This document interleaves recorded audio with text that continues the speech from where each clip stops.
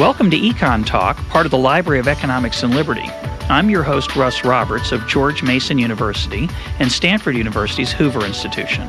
Our website is econtalk.org, where you can subscribe, find other episodes, comment on this podcast, and find links and other information related to today's conversation. Our email address is mail@econtalk.org. We'd love to hear from you. Today is January 6th, 2010, and my guest is Michael Belongia, the Otho Smith Professor of Economics at the University of Mississippi. Mike, welcome to EconTalk. Nice to talk to you, Russ. Our topic today is the Federal Reserve. You recently wrote a provocative essay that we'll put a link up to called Reforming the Fed, What Would Real Change Look Like? And I thought we'd start about the conversation by having you talk about what the Fed does now, because its range of responsibilities and the pies that it has fingers in, I think is not very well understood by the public. So what is the Fed's range of activities right now?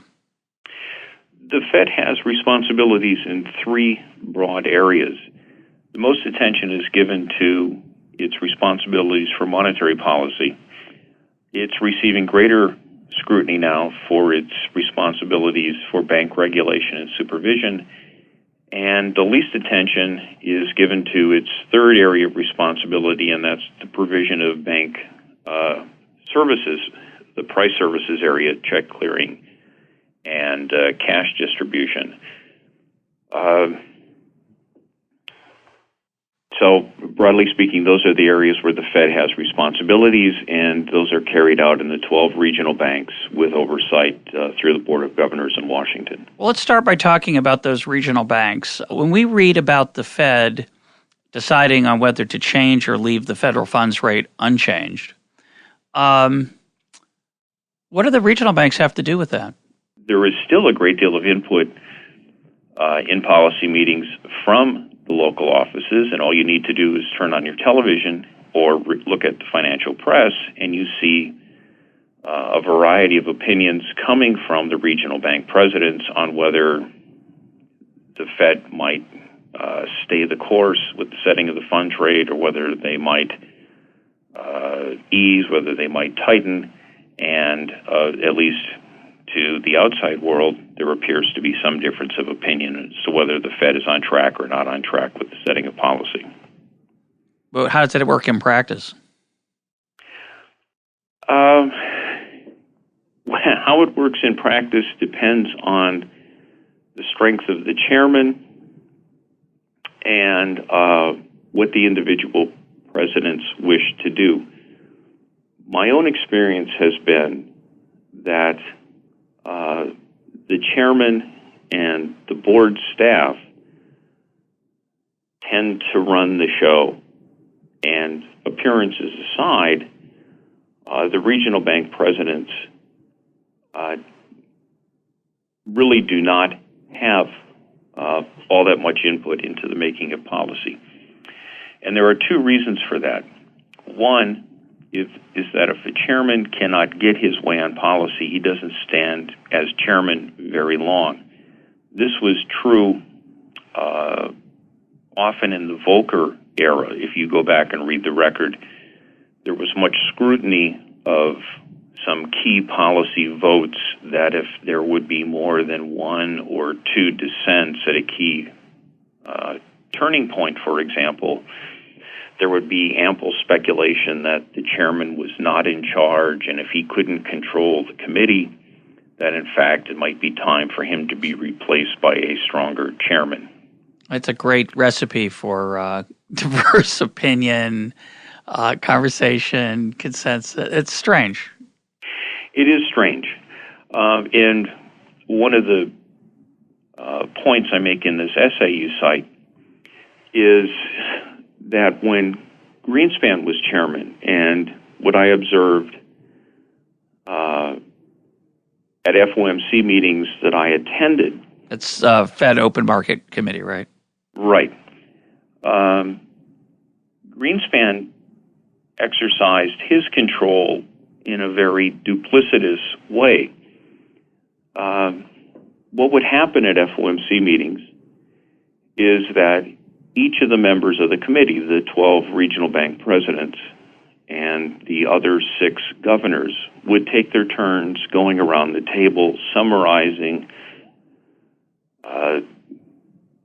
their idea of where the economy stood and their sense of whether the current stance of policy should be maintained or perhaps a move might be made on the funds rate.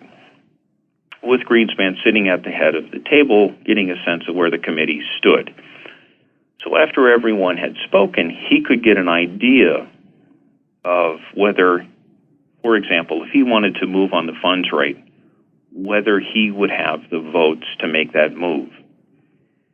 If he didn't have the votes, it would be silly for him to say, I'd like to move the funds rate by 25 or 50 basis points. So in those occasions, he would not propose a policy change.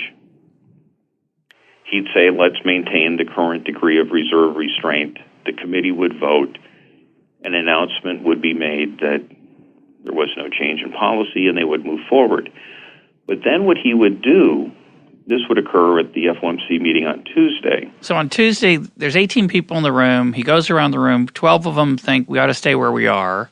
6 of them, there might be a disagreement among those 6, but clearly there's a lot of support for doing nothing. So Greenspan just sort of blesses that by saying, what do you think about doing nothing? And they say, yeah, good idea. And that carries the day. Right. That's Tuesday. What happens on Thursday? Well, on Friday morning then, the board meets, just the Board of Governors. Which is how many? The 12. No, the 6. 6? The 6 members of the other 6 members of the Board of Governors and the chairman. And these are noted macroeconomists, monetary theorists. Who are they? They could bankers. Be bankers. They could be someone who's been appointed as a political payoff. They might not have very much experience. They might have very little economics training. You can look at the people who have served on the Board of Governors over time. Their backgrounds vary. Okay. And Greenspan will come into the room with a recommendation from one or more of the reserve banks to change the discount rate. And he'll call for a vote. Do we want to change the discount rate? Not the federal funds rate. Not the federal funds rate. So let's clarify that. So the federal funds rate, longtime listeners of this program know that we've talked about this a lot, but I'll just repeat it. Federal funds rate is the rate that banks charge each other for overnight loans to comply with their regulatory responsibilities with the Fed. And the Fed intervenes to affect that rate by either injecting or taking out money to get that rate to move to the federal funds target. Is that a decent summary? Right, but it's a competitively determined market rate. Right, it's a market rate. It's not posted. Right. But what's the discount rate then? The discount rate is set administratively by the Fed, and it is the rate at which member banks can borrow from the Fed's discount window. So it's a chance. It's if a bank is, say, its reserves are dropped below a required amount, it can get extra money from other banks or the Fed itself. No, this is the rate at which member banks can borrow from the Fed directly. For any purpose? Well, it's supposed to be used as a lender of last resort occasion when member banks are solvent but temporarily illiquid. Right, illiquid. So that rate is, as you say, is posted. It's not a market rate. The Fed just sets it. Right, and at the time we're talking about, it was below the federal funds rate. Okay. So what would Greenspan? So Greenspan would come to the meeting and propose a change in that rate, not the federal funds rate that everybody had been paying attention to, and the New York Times and the Wall Street Journal on Wednesday morning said the Fed decides to hold rates constant, the federal funds rate constant. So on Friday morning, when the 6 governors are meeting on their own, Greenspan proposes a change in the discount rate. Right, and to do that, he would have to have a proposal from one of the 12 regional banks. And typically, one or more of the banks would have that, and it would come from their board of directors. So you would always have one of these in your pocket. You don't have to act on them, but you could. So he would come into the meeting. We have a proposal from Dallas or San Francisco to change the discount rate, and they would hold a vote. And what would that vote usually be? It would be in favor of changing the discount rate. Unanimously? Well, typically by a unanimous or one dissent. Once again, if you didn't have a big majority, the chairman's authority would be brought into question. So the board would vote with the chairman overwhelmingly. So what's the impact of that? Well, then and this is where it gets interesting, when the discount rate would change, you would have a wider spread between the funds rate and the discount rate. So or smaller, right? Depends which direction it goes. Well, presumably you're doing this so that you can ease policy without the consent of the FOMC. Okay, go ahead. So then for, quote, technical reasons, you would do a corresponding pass-through change in the federal funds rate. So if you moved 25 basis points on the discount rate, you would instruct the desk that for technical reasons, they should move the funds rate in the same direction by the same amount. So what you've done is subvert the will of the FOMC by this trick of changing the discount rate having this technical pass-through on the funds rate. So I think I understand it. So you're saying Greenspan wants to lower the federal funds rate, but he doesn't have the votes. Right. So instead, he goes to the smaller group, which he has a lot of sway over compared to the regional banks, which are more the Federal Reserve regional banks tend to have some strong-willed chairs at their head, people at their heads, presidents, et cetera. So he lowers the discount rate and then says to the federal funds desk, well, we can't have this big gap, so you'll want to lower that too and act accordingly? Exactly. This is not well known. No, it's not. It should be. This is horrifying. It should be. And the horrifying thing to me as a staff economist who's going to FOMC meetings with a regional bank president is that none of these presidents ever spoke up. And it got to the point. So it was a sham, basically. It was a charade that they went along with. Right. There were two bank presidents, it's not important which ones, who were very strong allies of Greenspan. They would typically go along with anything that he wanted. But this had gone on for a number of years. There was one FOMC meeting where, as someone who had a trick played on him several times, these guys had listened to Greenspan speak at the meeting, and they were basically saying, now, under what conditions would one possibly expect someone who might not, and they were trying to draw Greenspan out of the bushes to say, are we going to be sandbagged again? Yeah. Sandbagged again. And Greenspan, smiled and double talked and everything else. And sure enough, after they voted for no change, there was another change in the discount rate and the funds rate was lowered. And nobody said anything. Nobody went to the press. Nobody did anything. And this went on for a period of about 3 years. You were there. You're now safely back at the University of Mississippi, and you're making these observations which are kind of provocative. Let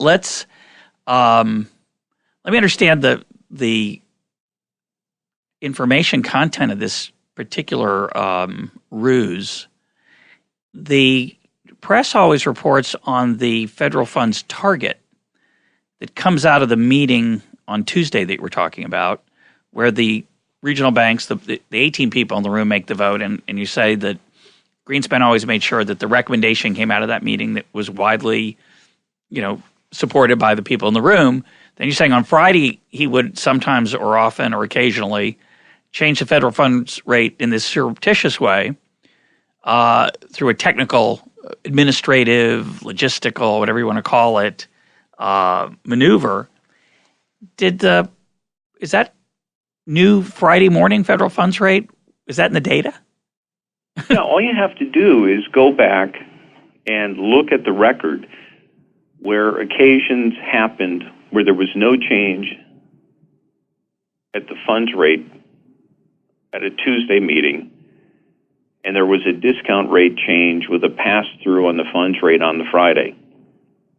My recollection that there's about a half dozen, maybe more, occasions where this happened over about a 3-year period, between about 89 and 91, something like that. So it's not particularly sinister in the sense that it was covered up. It just wasn't. I mean, who knew? Who reported on? Who observed this change on Friday morning? Did the world know about it, or is it just sort of eventually happened? Oh, no, everybody knew about it. I mean, the Wall Street Journal, New York Times, anybody who was... So the punchline of this is that Greenspan was running the show in a very autocratic's too strong, but he was setting the funds rate, not the committee, not the influence of the regional chairs, right? That's the bottom line. Sure. So this leads you in your essay to suggest that maybe we don't need these regional banks, or we don't need as many, since they certainly don't play a role. At least then they didn't, or maybe they do now, but they don't play much of a role in setting monetary policy. Well, no, it begs the question of what you want them to do. In another part of the essay, I point out that when Volcker was chairman, he vetoed the choices of 2 local boards of directors in their choices of who was to be the local bank president. He vetoed the choice of Jerry Jordan to be president at Atlanta, and he vetoed the choice of Lee Hoskins to be president at St. Louis. Now, why do you think he did that? Well, both of them were well-known monetarists, and both of them had well-established records of what they believed in. In the case of Lee Hoskins at St. Louis, it was well reported in the press that he wanted the strongest dissenting voice to be silenced. St. Louis had an almost 3-decade-long record of publishing research that disagreed with official positions. He wanted that research department shut down. Volcker did. Yeah. Arthur Burns had tried it previously in a much more sinister way. You don't want dissenting voices, and one way to do it is to appoint a president who's going to do something about the research department that's giving you trouble. Jerry Jordan had a long monetarist record. He had been director of research briefly at St. Louis. He had a long track record of monetarist tendencies, and you could make the case that Volcker didn't want people like that as regional bank presidents. It's a little strange. It begs the question, either you want people as regional bank presidents who are going to have strong independent voices, who are free to publish research that is in fact able to question official points of view, or if they're not, well, get rid of them. I'm smiling because on the surface it seems like a very strange assessment of Volcker's motivation, and you said he didn't want regional heads of the banks who were monetarists. But of course, most of us think of Volcker as a monetarist. Surely Volcker's his historical legacy is that he wrung inflation out of the system in the early 1980s, late 70s. And he did that by recognizing the role of the money supply in creating inflation, and to bring down inflation, being a good monetarist, he lowered the money supply, or raised the federal funds rate to get that to happen through open market operations. And so why wouldn't he want someone with his same philosophy at the regional banks? Well, there's an interesting alternative to that. Yeah, let's hear it. A guy named Alton Gilbert, longtime member of the St. Louis staff, had a paper censored by Volcker around 1980 or 81, I forget the exact date now, that subsequently was published in the St. Louis Review around 1985. Just before I left, I encouraged him to publish it, just have it on the historical record. But he used what were confidential data from the New York Fed's trading desk to demonstrate that at the time the Fed was allegedly doing monetary targeting, it was doing anything but that. And he was set to give this paper at Carl Brunner's Constance Monetary Conference when he received a call ordering him to destroy all copies of the paper. And the argument that Volcker gave was a very interesting one. The paper only included means and variances of the data. But the argument was someone could possibly reconstruct the individual trades from a table of means and variances. And on that basis, the paper had to be destroyed. So two people walk into a room, and the average height is 6 feet tall, and presumably you can, from that, construct the heights of the two individuals. Yeah, that expressed reason for the necessary confidentiality of the data is not really credible. So what was the worry? When you say that the Fed in that paper was demonstrated to be, quote, doing anything but monetary, what'd you call it, targeting monetary aggregates, what were they doing? They were still fooling around with interest rates. And why was that? Why was anything controversial? Didn't they say that's what they were doing? Well, remember, allegedly, between when their famous October 6, 1979 Saturday emergency meeting was held, presumably they were adopting a policy of targeting the aggregates. And they presumably continued that policy until October of 82, when the misbehaving aggregates caused them to switch to something else. But whether it was fears about losing credibility or doing something else, this paper by Alton Gilbert was feared as being something destructive to them, and they censored it. It was critical, presumably, of what they'd done. Yeah. Well, I hate to open up a can of worms, but I want to return to an issue I've raised with many guests on this program because it's an ongoing source of confusion. I'm less confused about it than I used to be, but I'll try one more time with you, Mike. When I was in graduate school, we were told the Fed controlled the money supply. As time passed, the Fed became a focuser on the federal funds rate as a, quote, way of targeting the money supply. When I interviewed Milton Friedman in 2006, his take on this was, well, the Fed says they are targeting interest rates, but what they really do is they target the aggregates. They try to keep a constant growth in the money supply, and if they do that, the economy does well, and if they don't, it doesn't do so well. What's your take on that? I have a short little paper in the December 2007 issue of Public Choice, which tries to get at this. And it's an old argument that people like Alan Meltzer have made, Carl Brunner, and Friedman for that matter. And it gets at the source of the confusion of how the Fed falls into mistakes like the one that I think they made most recently. The Fed has a single tool, open market operations, where it injects or takes out reserves from the banking system. With that, it can try to hit an intermediate target. That intermediate target can be an interest rate, like the federal funds rate, or the quantity of money. Now, the question then becomes, what information do you glean from that intermediate target? For most of its history, the intermediate target the Fed has pursued has been an interest rate.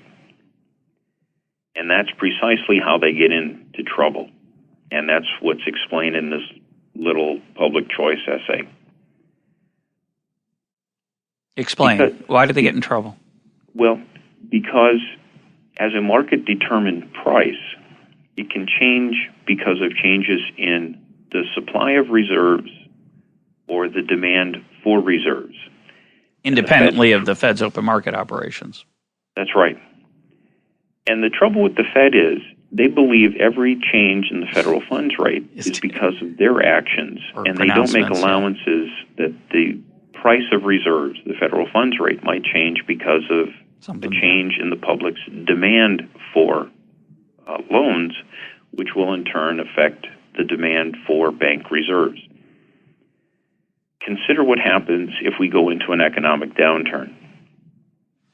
The demand for loans will fall, and in turn, the demand for bank reserves will fall because reserves are an input to bank lending.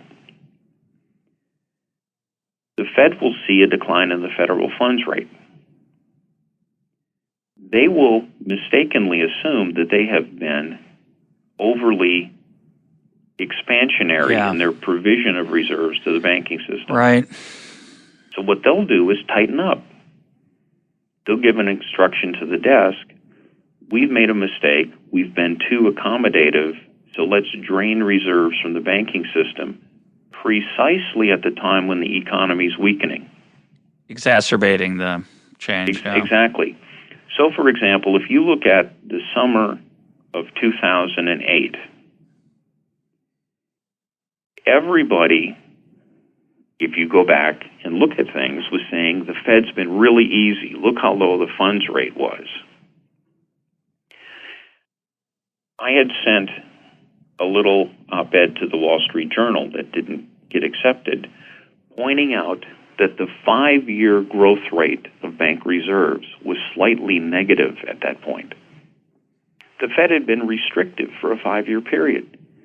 It was no wonder the economy was on the verge of entering a recession. They had been strangling monetary policy for a long period of time. But if you look at the funds rate, the signal was the Fed had been easy.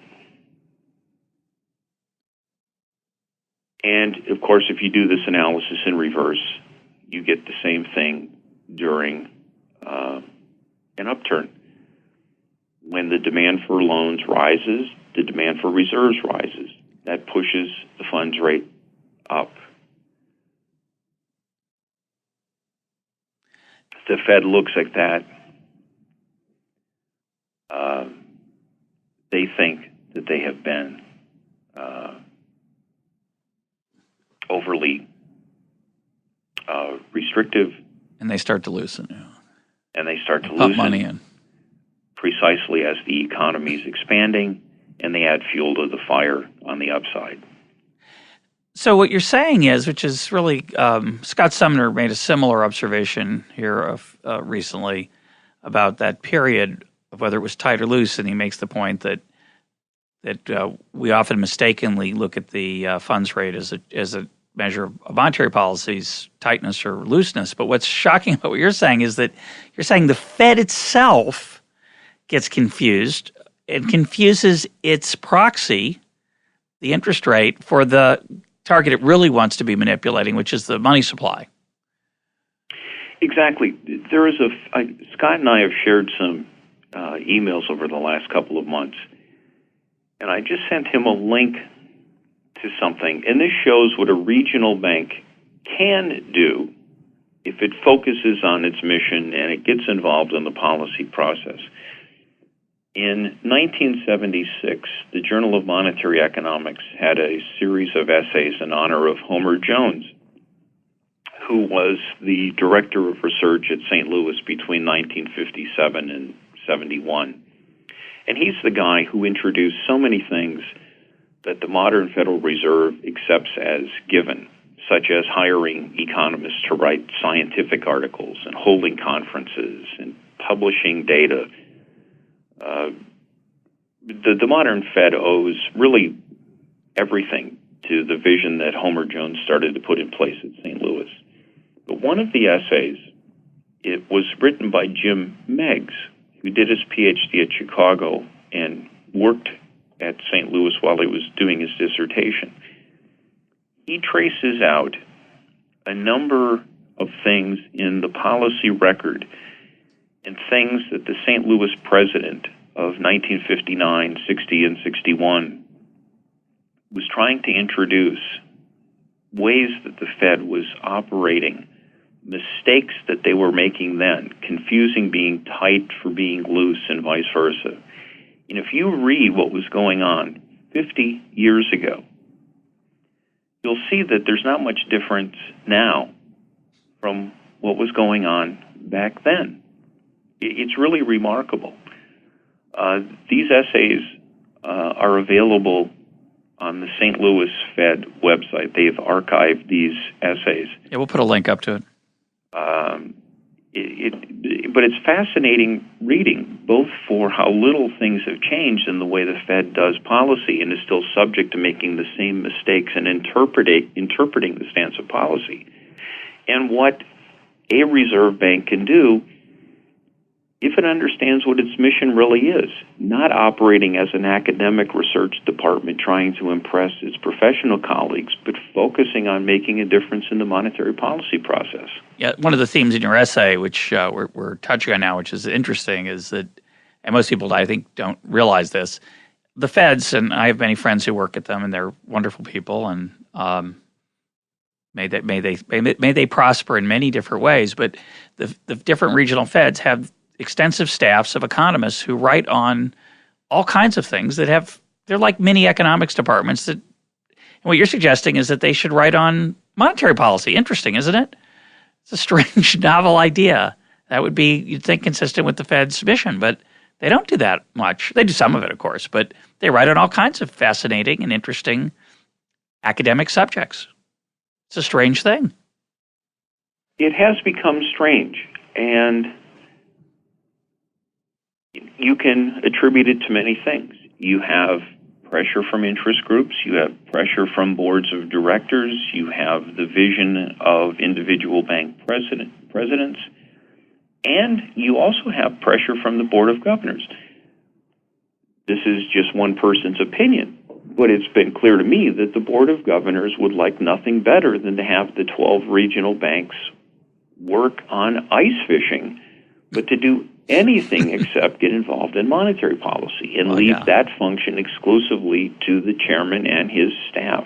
And of course, economists who like to write about ice fishing like it that they're pushed that way. So that's a small group, but there are other areas the Fed writes on that there's a bureaucratic capture here problem that the people who are working at the Fed enjoy the freedom to write on what they want. They don't want to just write on monetary policy or assessing the Fed's story, so they kind of like being told that they can do whatever they want. And of course, that serves both interests of the Fed staff and the Board of Governors. It's a little bit about power, I think. Exactly. Yeah. Well, let's turn to some of your recommendations for what a makeover for the Fed. There's a lot of talk these days about making the Fed more, quote, accountable, which is a interesting word, which I'm sure we'll turn to. But talk about what you suggest. Let's talk about your recommendations in the essay for how the Fed might be improved. So one of them is to shrink the regional banks, since they're not doing the role of helping critique and measure and assess the Fed's monetary policy. They're either cheerleading or doing something else with taxpayer money. So you think we should have fewer of those.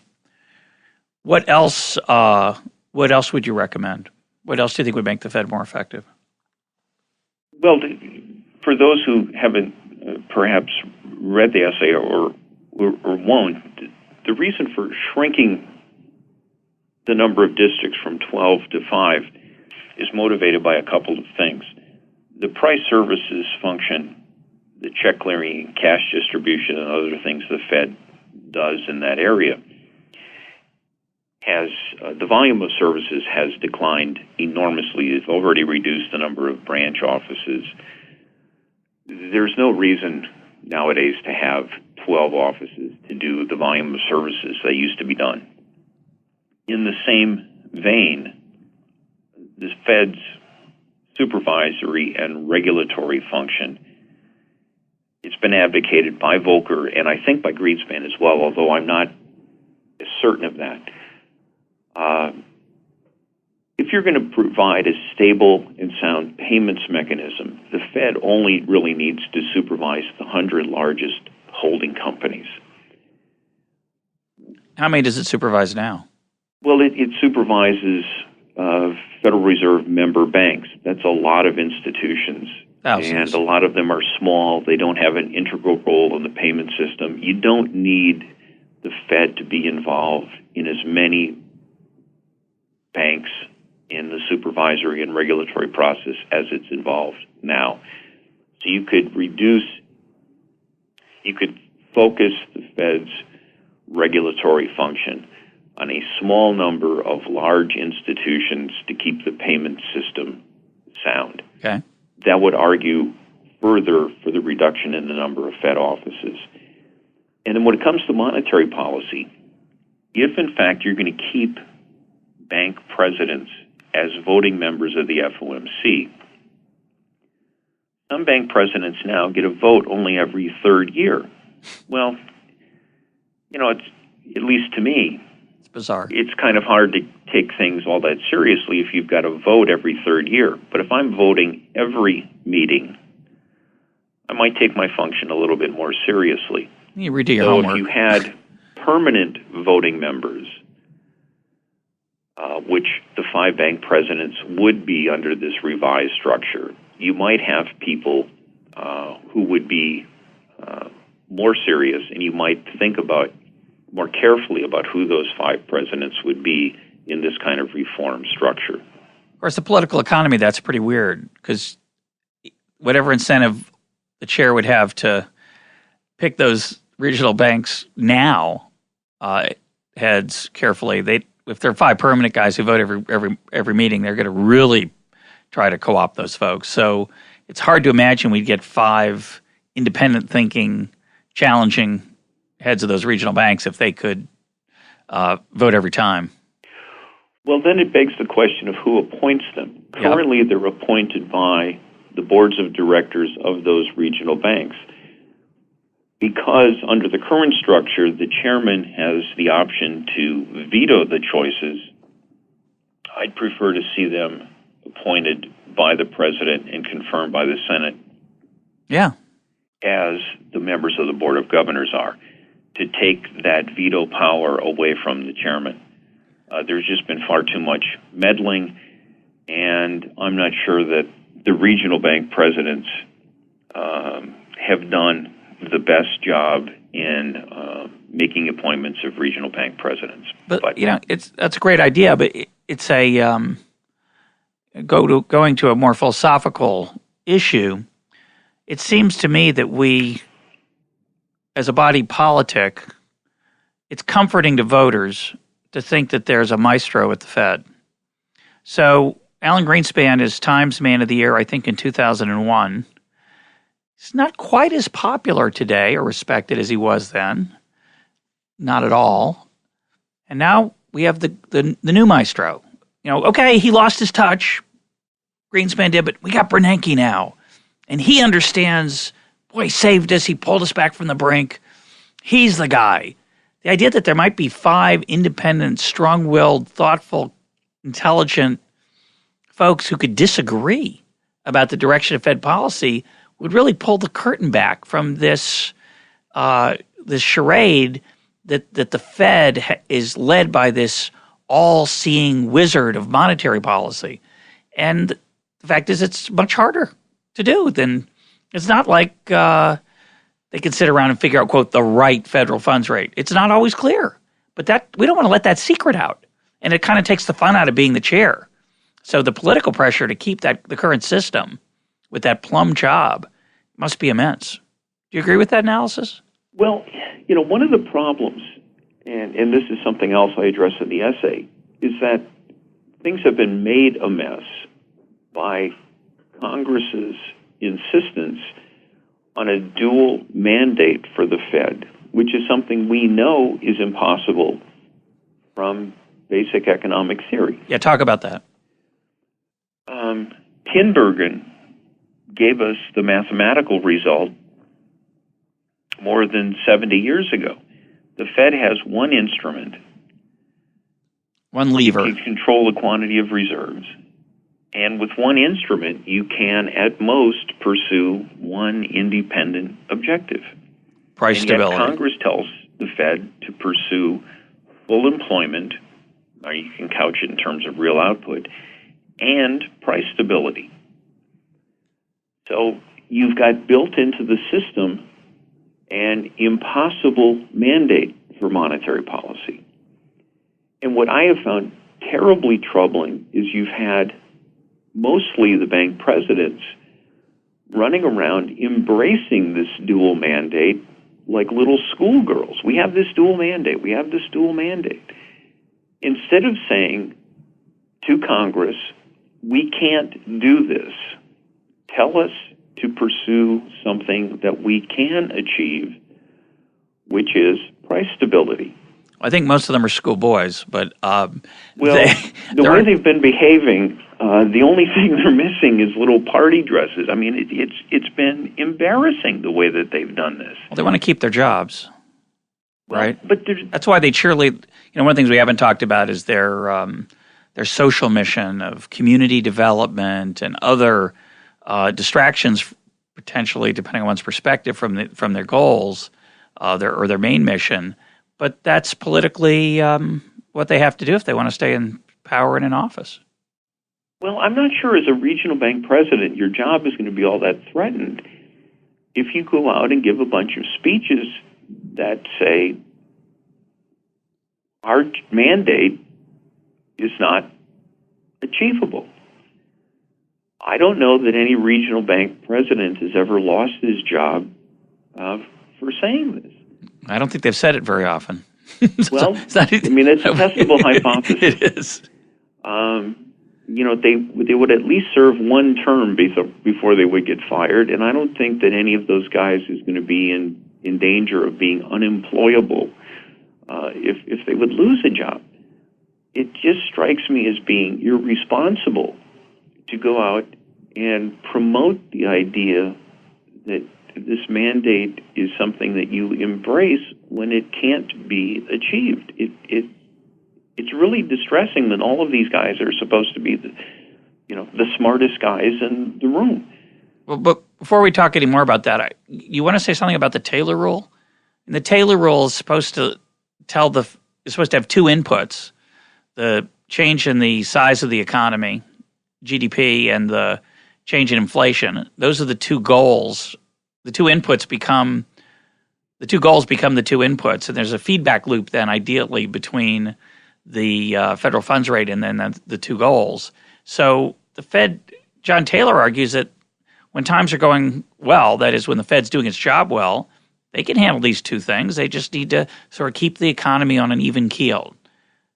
How did your perspective affect what's your assessment of that? I am not, I don't buy any of that. First of all, we need to decide which Taylor rule we're talking about. I read an interesting post on Brad DeLong's site recently where we have John Taylor's rule or what's been done by Glenn Rudebush and others where it's a completely different Taylor rule. And the two give wildly different answers. And we can add to this mess the Taylor rule as interpreted by the people at the St. Louis Fed.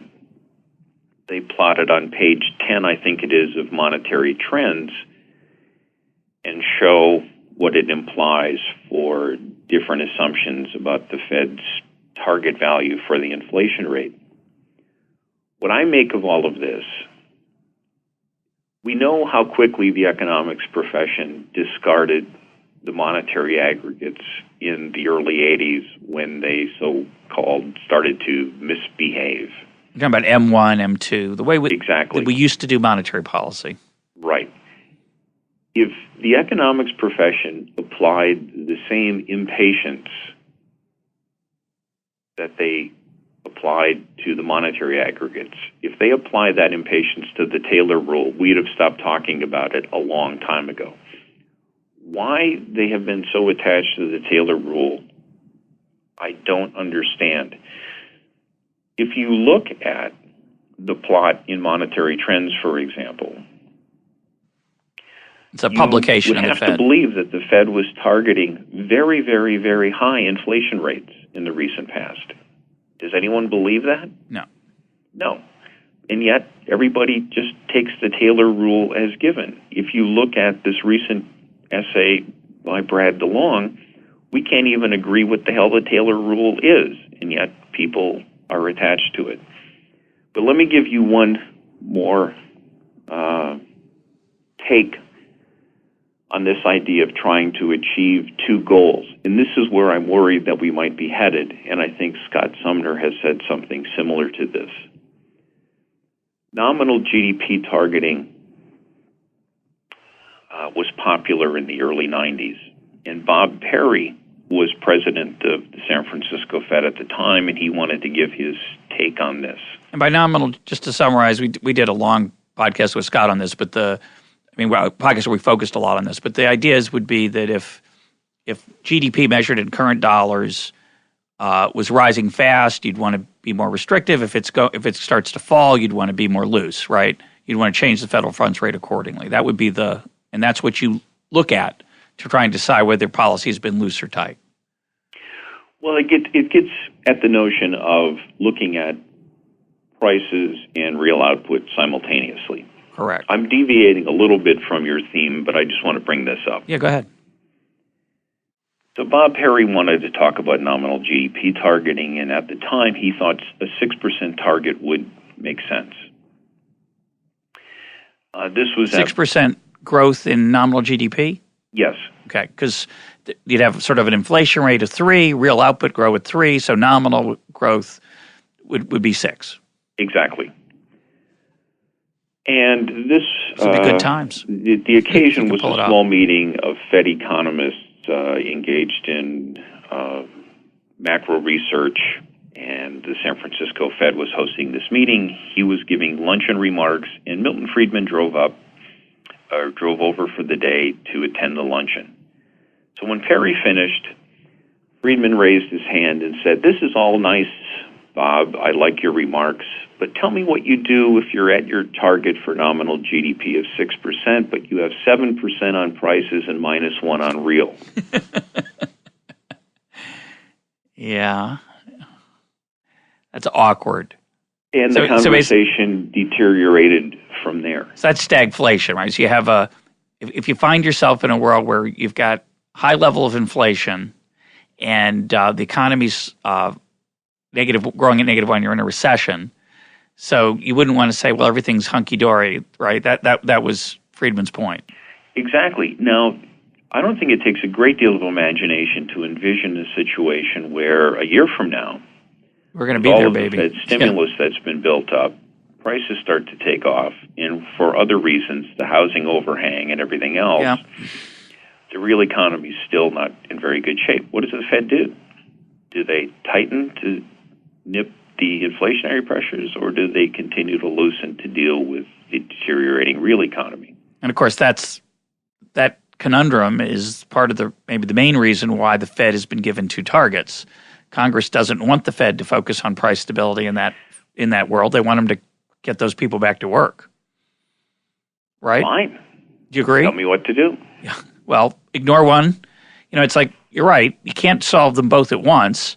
So I think what most people have in mind, not that I want to defend this, but what most people have in mind is, well, you have 2 goals. Sometimes one's more important than the other, so focus on the important one when it's the important one. And have we ever heard the dynamic inconsistency of optimal plans? Yeah. We have other policy levers, which are changes in tax rates and all kinds of other things to deal with the real economy. The only thing that monetary policy can deal with is price stability. So let's get on with the business of that and leave other things to other people. So that's your recommendation. We're getting short on time, and I want to make sure we get to some of the important points of that. First question would be, how would you get there? given that you've said it's not the Taylor rule, what would be your mechanism if the Fed did have the one goal of price stability, which I agree with you is the appropriate role for a central bank? How should it achieve that goal? Well, I hate to sound terribly old-fashioned, but first of all, I'd have the Fed get back to its business of constructing responsible monetary data so that we would have a notion of what the hell the money supply is actually doing, which it doesn't have any clue about now. Yeah, why? I was shocked to read that because I'm not an expert on this area. So you indict the Fed on failing to collect accurate data on money. Isn't that what the Fed does in great profusion? Don't they publish all kinds of data on money? What's wrong with what they're doing? They are publishing data on money, none of which is scientifically valid. It's all meaningless. The data it publishes comply with no economic or statistical standards that the BLS or anyone would recognize as being coherent with economic or statistical theory. They are meaningless data. My heart sinks. Why is that? You'd have to ask someone at the Fed. No. What's wrong with them? They publish M1, they publish M2. Why isn't that scientific? And one, why isn't that scientific and statistically reliable? And two, what should they be collecting? Well, apart from problems complicated by sweeps programs and other things, the basic idea is when you begin to pay interest on deposits, which is what the Fed's, are they still doing that? Well, I mean, you and I have checking accounts that pay interest. Okay. When this banking system does. Go ahead. Right. Things should not be added together as accounting sums. Things should be weighted differently, just as components of the CPI are given different weights. We don't simply add up dollars for dollars in the CPI. Yeah, it's not P1 plus P2 plus P3 divided by 3. You don't want to weight sardine prices equally with, say, heavy equipment. Right. And what happened within the Board of Governors' own special studies section in the late 70s, work was done to figure out how you would create expenditure share weights, is what it amounts to, for currency checkable deposits that didn't pay interest, checkable deposits that did pay interest, as well as where you would draw the dividing lines. It's not clear that M1 is an appropriate dividing line. It might be M1 plus some other things. So the work, some work has been done. The St. Louis Fed has been working on an update that has been stalled. I don't know whether they're ever going to update it again. But the work really ought to be going on at the Board of Governors to create a measure of the money supply that by analogy would be similar to the Consumer Price Index, a weighted measure of money. I don't think that much of the Consumer Price Index, so that's a little bit of a, it's not as exciting as I might hope. Well, I'm just trying to speak in casual terms without getting into technical detail.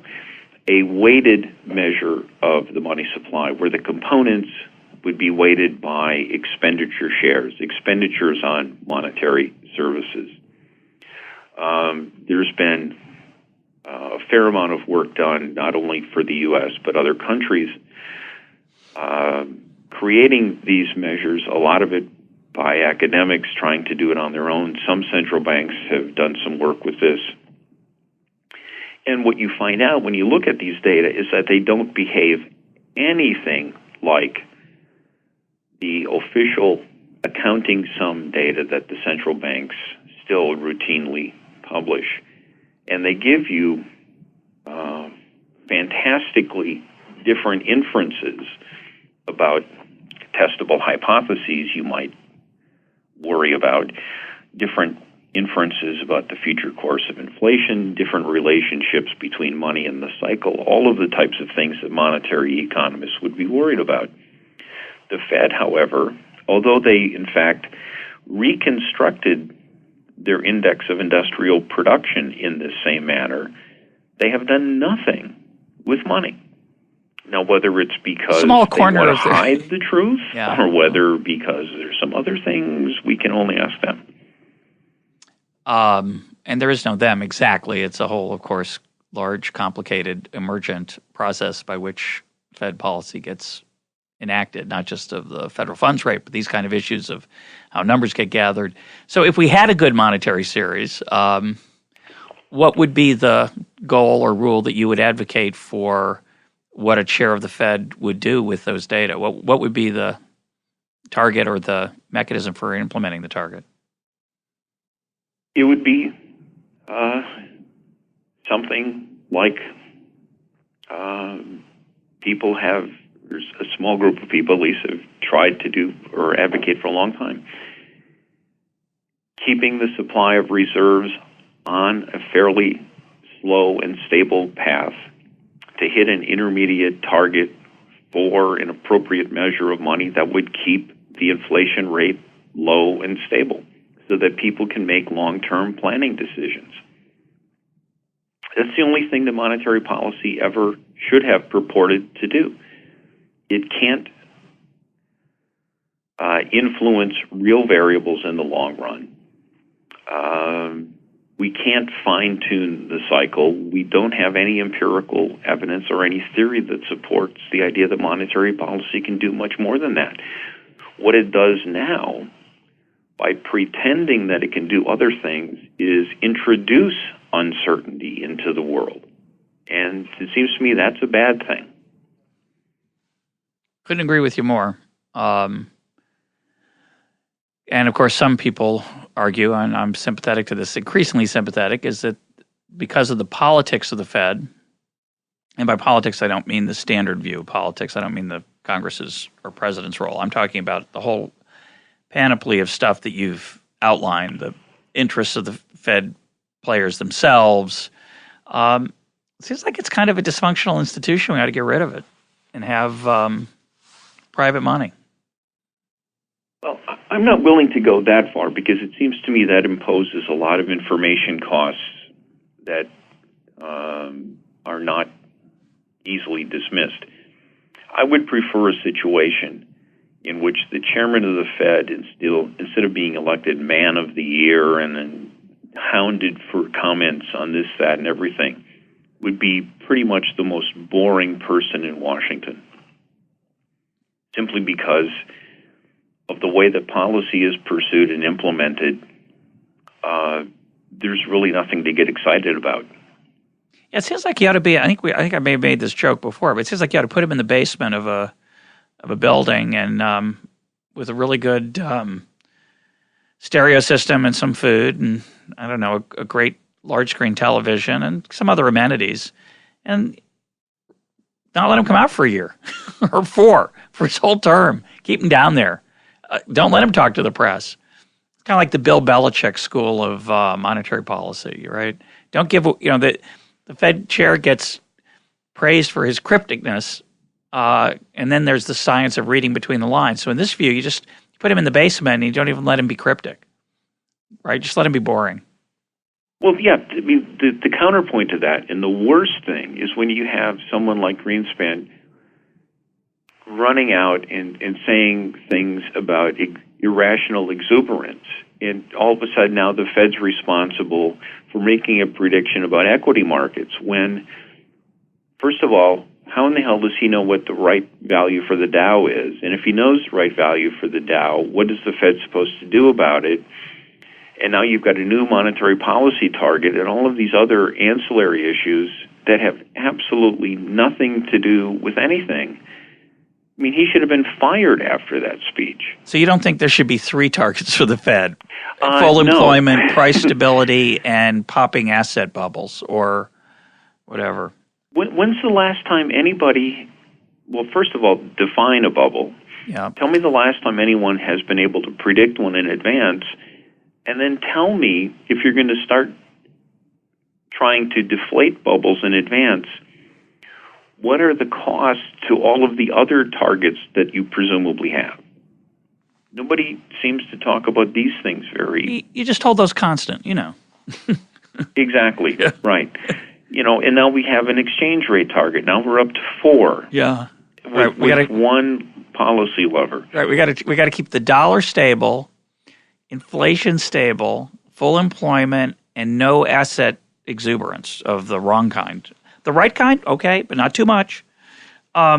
Let's talk about the issue that we hear a lot in the news, which is the transparency and accountability argument.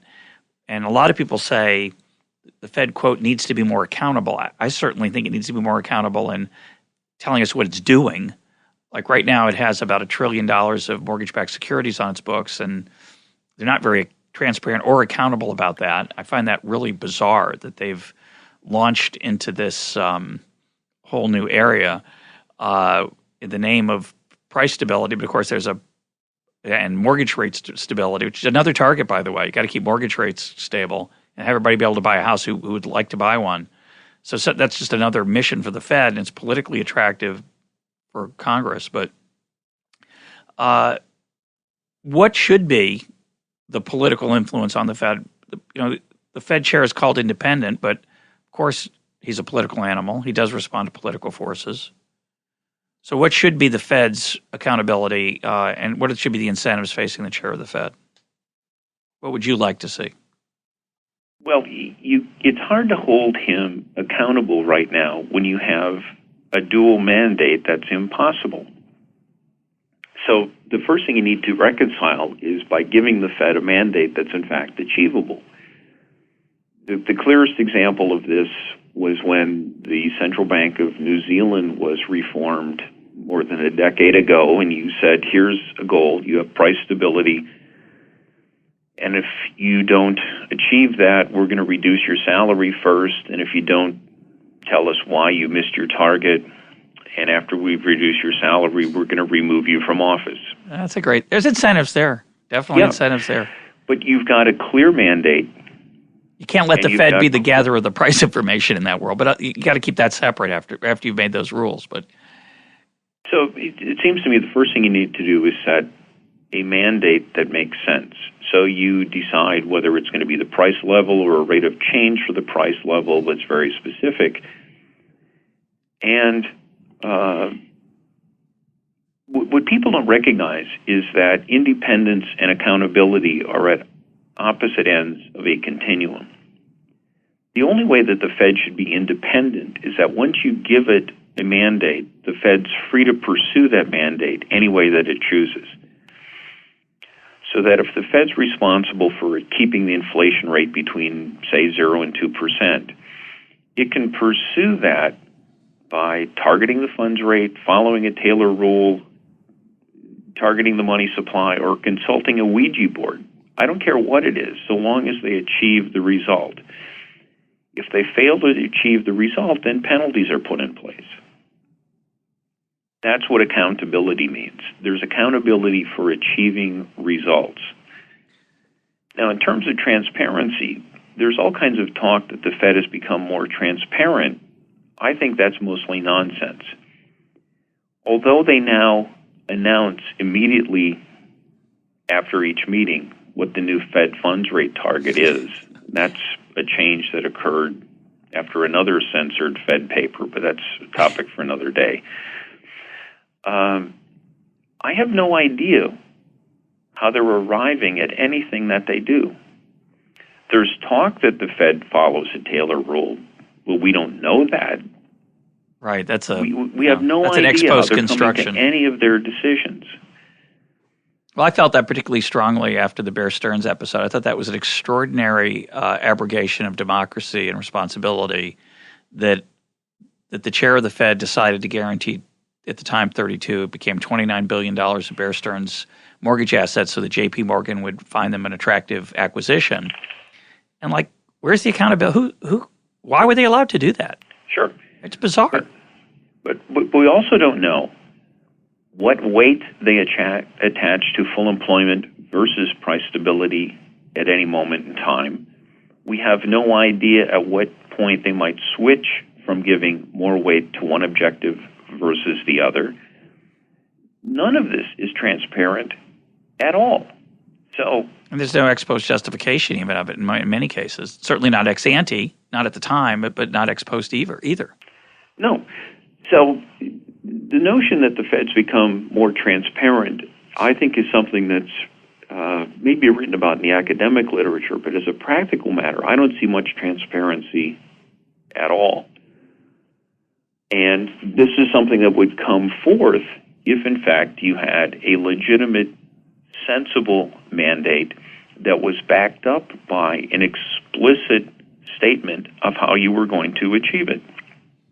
So if, for example, you were given a mandate of price stability and you announced that we were going to achieve it by having 2% reserve growth with an intermediate target for this variable, and you were providing data that the public could monitor to see whether you were on path, that would be transparency. But right now, I have no idea what's going on. Could be a Ouija board.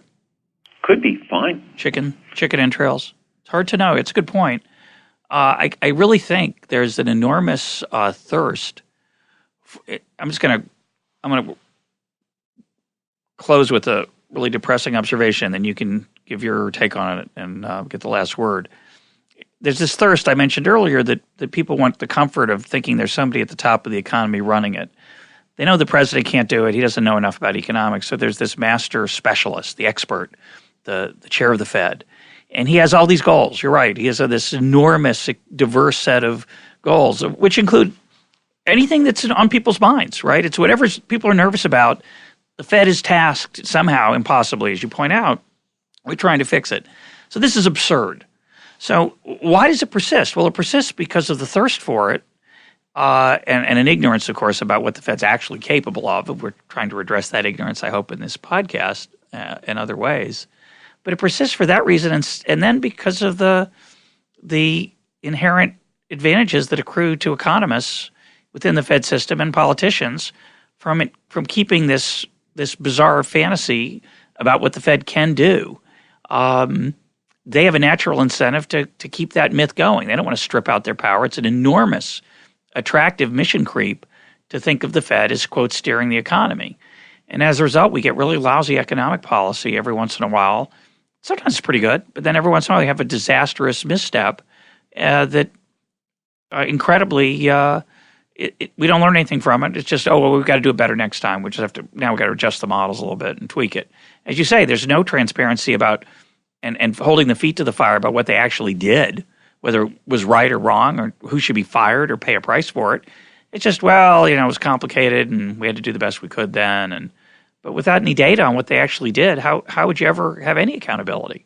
So it's for those who've listened to the program in the past, it's a bootlegger and Baptist theory of the Fed. It says basically we like the idea that the Fed can steer the economy, and the people at the top get to reap the benefits from that personally by indulging us in that fantasy.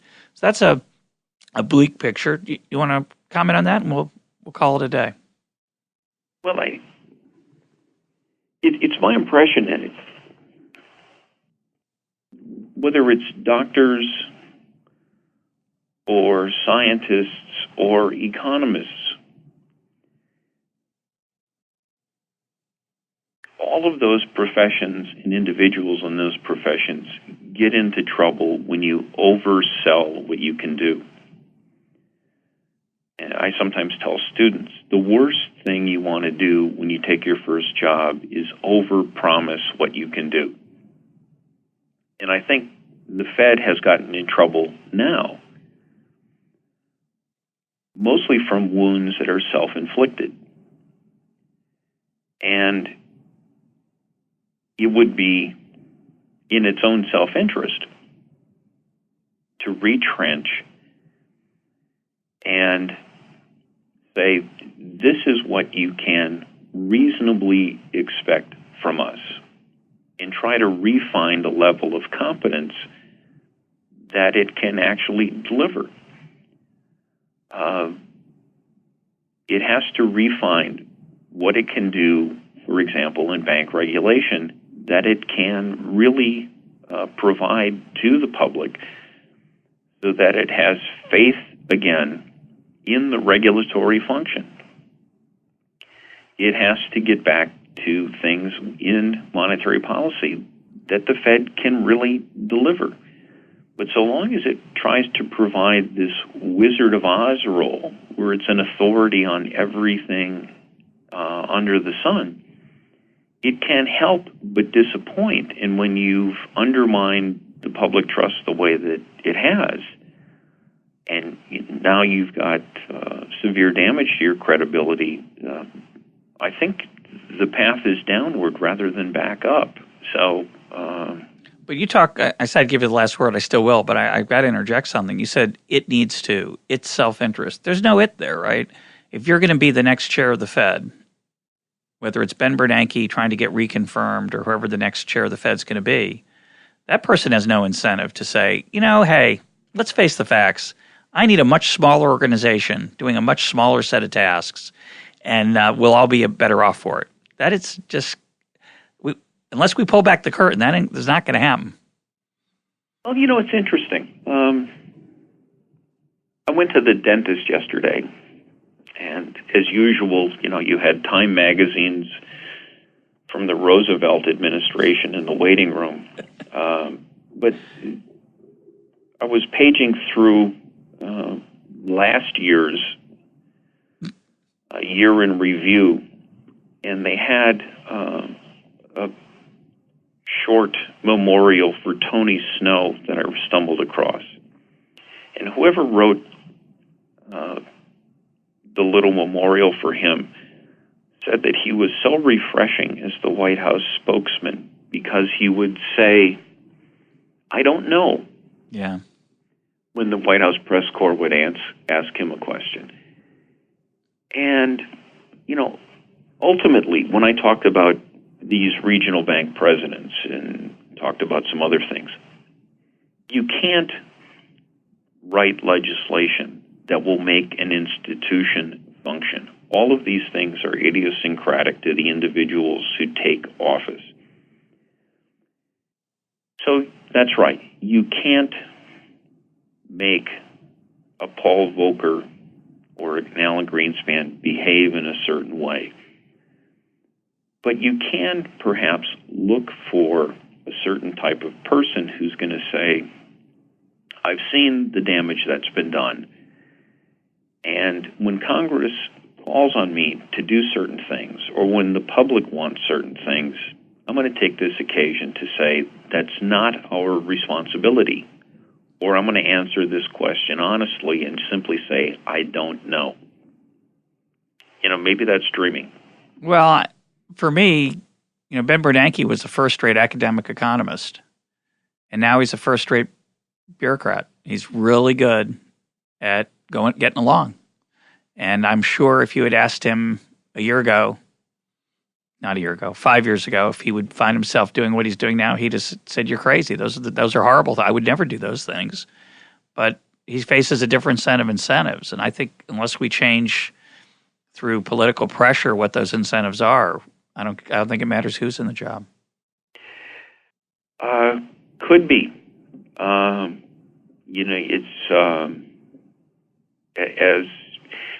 I've seen some things from the inside where individuals have made a difference. Sure. And I've seen what happened when, bad people have come into play. I've seen when heroic people have done heroic things.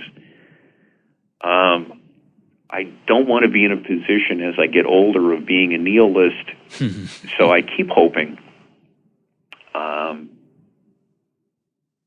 But, at the margins, we can always change incentives a little bit and hope that the right people will be put in place where you can look at the function of what you're supposed to do and try to focus on that. Who knows? Who knows? My guest today has been Michael Belongia of the University of Mississippi. Michael, thank you so much for being part of EconTalk. Glad to talk to you, Russ.